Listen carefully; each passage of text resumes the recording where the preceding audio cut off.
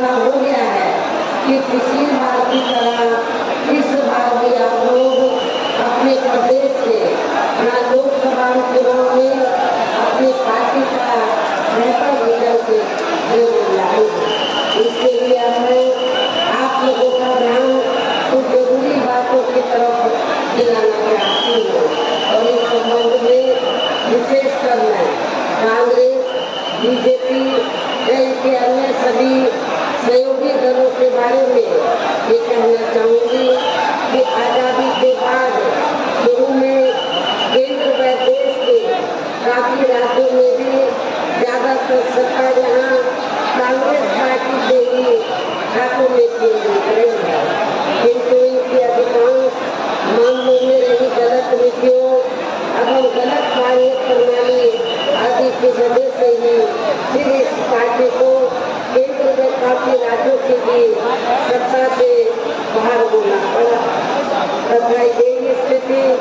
इनकी सहयोगी पार्टियों की भी बनी रही है, जिसके कारण ही फिर पिछले कई वर्षों से बीजेपी व इनके सहयोगी दल केंद्र एवं काफी राज्यों की भी सत्ता में काबिज हो गए हैं, लेकिन इनकी भी ज्यादातर ही जातिवादी, पूंजीवादी, संकीर्ण, सांप्रदायिक व द्वेषपूर्ण नीतियों एवं कार्य प्रणाली आदि से तथा इनकी कथनी व करने में भी काफी अंतर होने की वजह से अब ऐसा लगता है इस बार ये पार्टी भी केंद्र की सत्ता में आसानी से वापस आने वाली है, यानी कि भारतीय जनता पार्टी भी इस बार केंद्र की सत्ता में आसानी से वापस आने वाली नहीं है। बशर्ते यदि ये चुनाव इस बार फ्री एंड फेयर होता है तथा हम चर्चा के मुताबिक वोटिंग मशीनों में भी काफी गड़बड़ी आदि नहीं की जाती है और वैसे भी इस बार चुनाव में इनकी कोई भी पुरानी एवं नई चल रही नाटकबाजी, हिंदूवादी व गारंटी आदि सामने आने वाली नहीं है, क्योंकि अब देश की जनता काफी हद तक इस बात को समझ चुकी है कि इनकी पार्टी ने अब तक देश के विशेषकर गरीबों, कमजोर तबकों, मध्यम वर्ग एवं अन्य मेहनत लोगों को जो इन्हें अच्छे दिन दिखाने के असंख्य प्रलोभन भरे वायदे किए हैं तथा अनेकों हवाई व कागजी गारंटी आदि भी दी है, तो उनका जमीनी हकीकत में अभी तक इन्होंने लगभग 1/4 हिस्सा भी कार्य पूरा नहीं किया है, बल्कि इसके स्थान पर इनका ज्यादातर समय व ताकत भी जहाँ इनके अपने चहेते रहे बड़े बड़े पूंजीपतियों एवं धन्ना सेठों को ही ज्यादा से ज्यादा मालामाल व धनवान आदि बनाने में तथा इन्हें हर स्तर पर छूट देने में व बचाने में ही लगी रही है, जिनके अधिकांश आर्थिक सहयोग से ही ये पार्टी व अन्य पार्टियां भी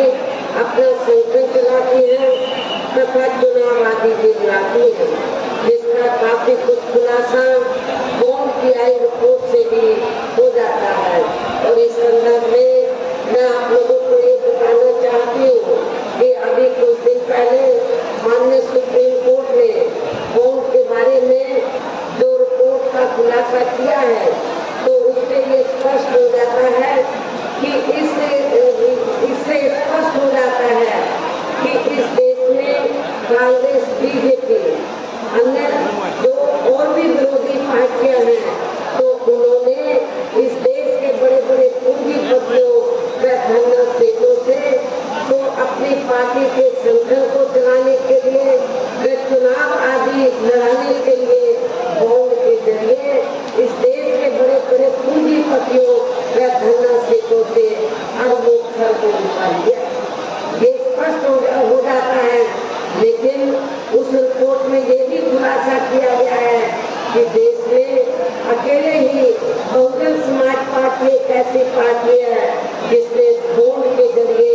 एक भी पैसा किसी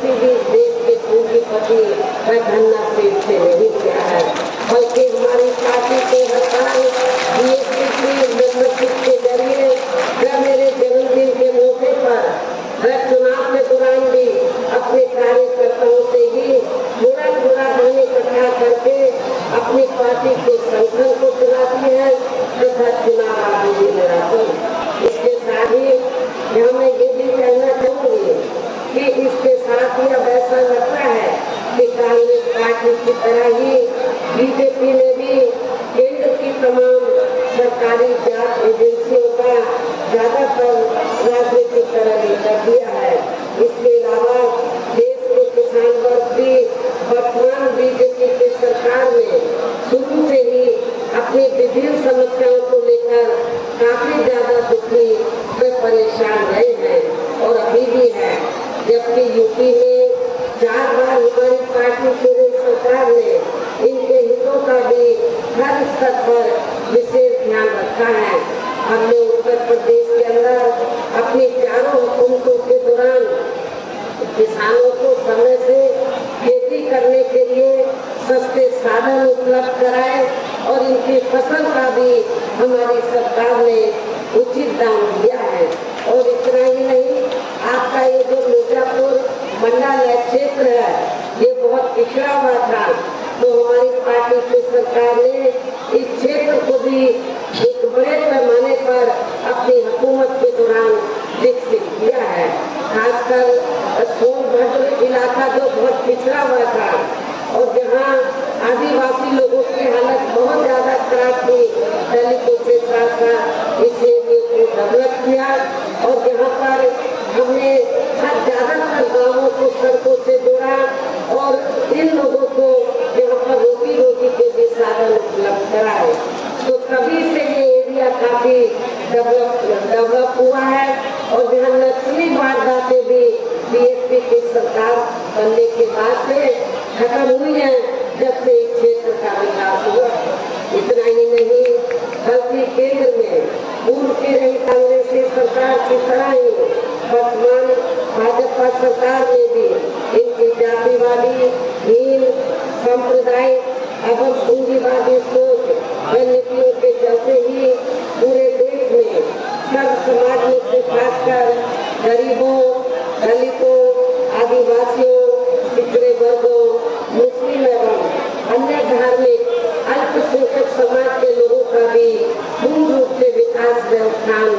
आदि नहीं हो सका है। और इस संदर्भ में वैसे आप लोगों को ये मालूम है कि पूरे देश में यहाँ दलितों, आदिवासियों एवं अन्य पिछड़े वर्गों का सरकारी नौकरियों में वर्षों से अधूरा पड़ा आरक्षण का कोटा भी अभी तक पूरा नहीं भरा गया है। विशेषकर SC व ST वर्गों के सरकारी कर्मचारियों का पदोन्नति में आरक्षण भी अब काफी हद तक प्रभावी बना दिया गया है। और सपा सरकार में तो ये व्यवस्था बिल्कुल ही खत्म कर दी गई थी। साथ ही केंद्र व राज्यों में भी विरोधी पार्टियों की रही सरकारों में इन सभी वर्गों को प्राइवेट सेक्टर में आरक्षण दिए जाने की व्यवस्था किए बिना ही इनकी सरकारों के ज्यादातर सरकारी कार्य प्राइवेट सेक्टर के जरिए ही इनके बड़े बड़े पूंजीपतियों व धनराशियों आदि को ही दिए जाने के कारण अब इनको पूरे देश में आरक्षण का बहुत कम ही लाभ मिल पाया है। इसी प्रकार इनका अन्य और मामलों में भी शोषण और पीड़न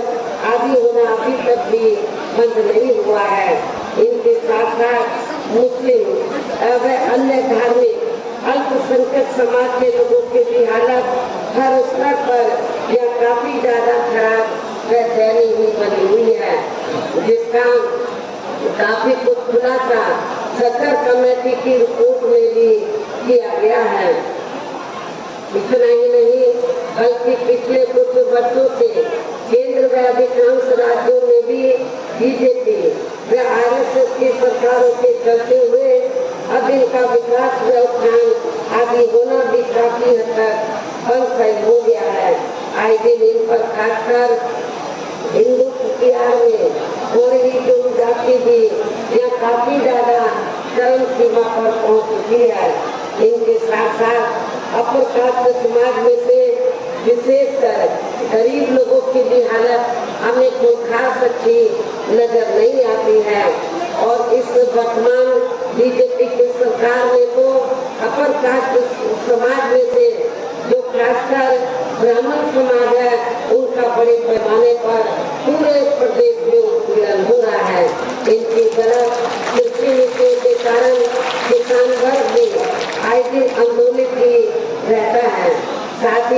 गलत आर्थिक नीतियों की वजह से देश की अर्थव्यवस्था पर भी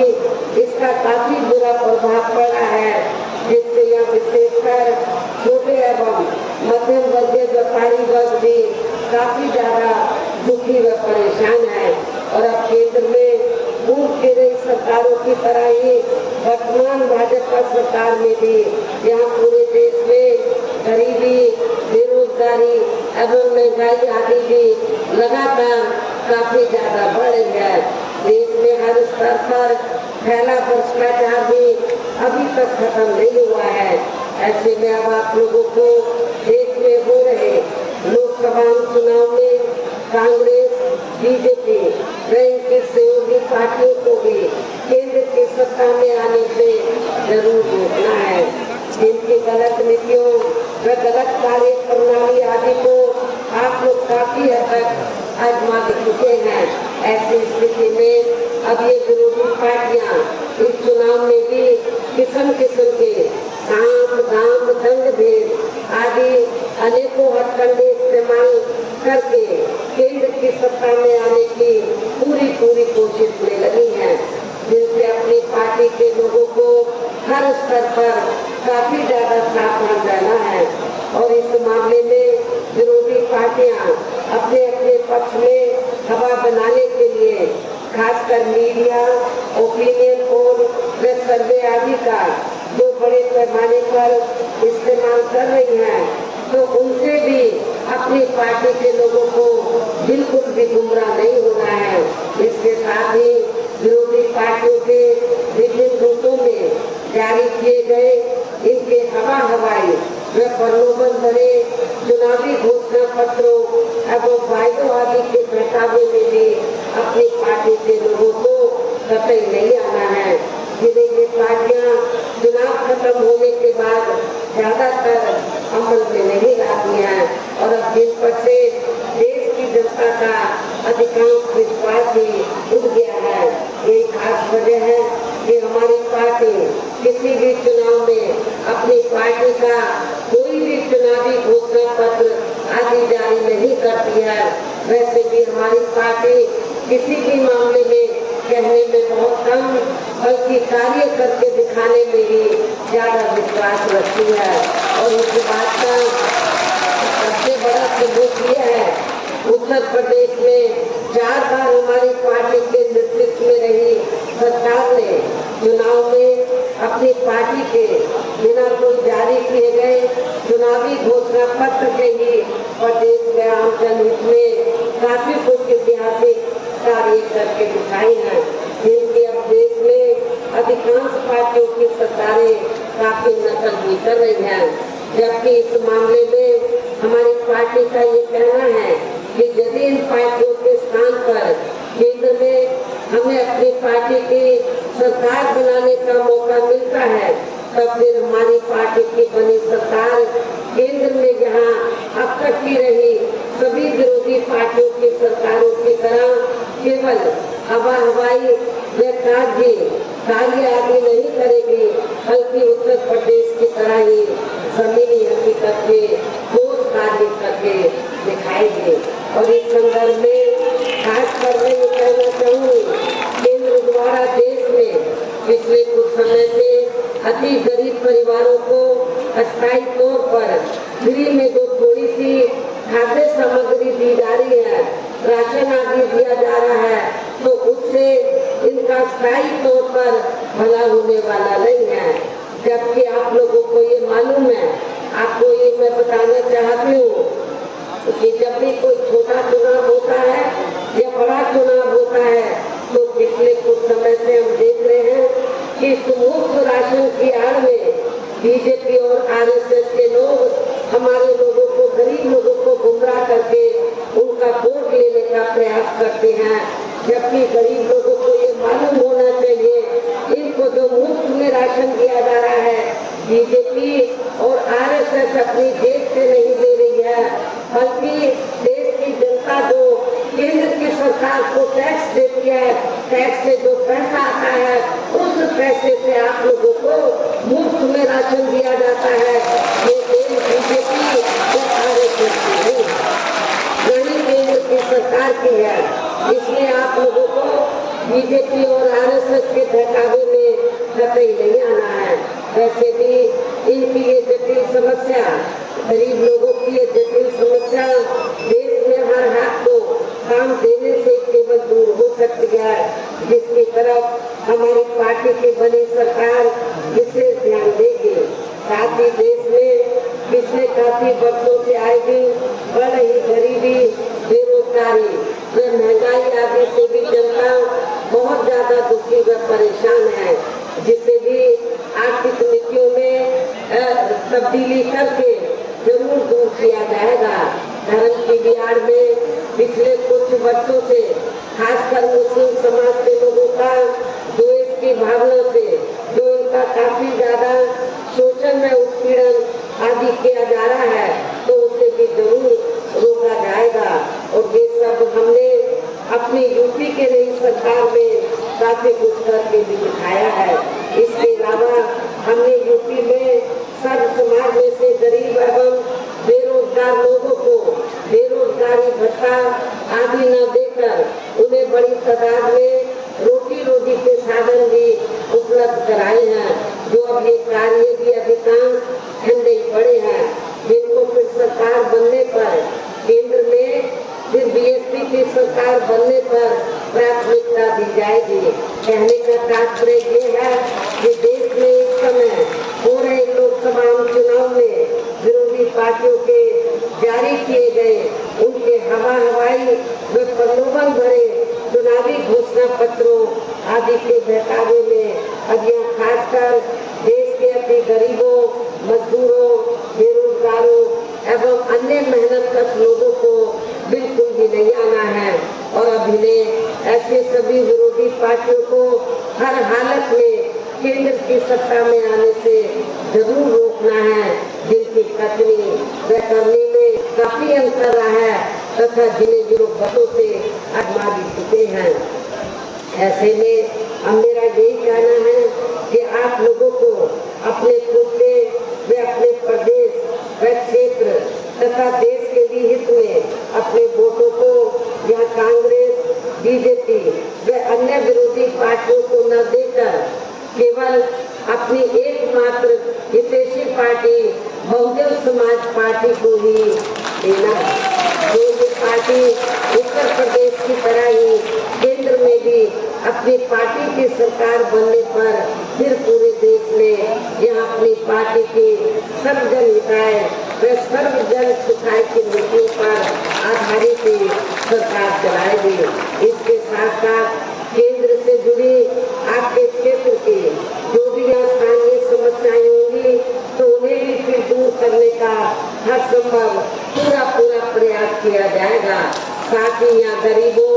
मजदूरों, बेरोजगारों, कर्मचारियों, किसानों, छोटे व्यापारियों एवं अन्य मेहनतकश लोगों के हितों का भी विशेष ध्यान रखा जाएगा। सब समाज में से खासकर दलितों, आदिवासियों, पिछड़े वर्गों, मुस्लिम व अन्य धार्मिक अल्पसंख्यक समाज के लोगों के विकास एवं उत्थान के साथ साथ हर स्तर पर इनकी सुरक्षा आदि के लिए भी सख्त कदम उठाए जाएंगे।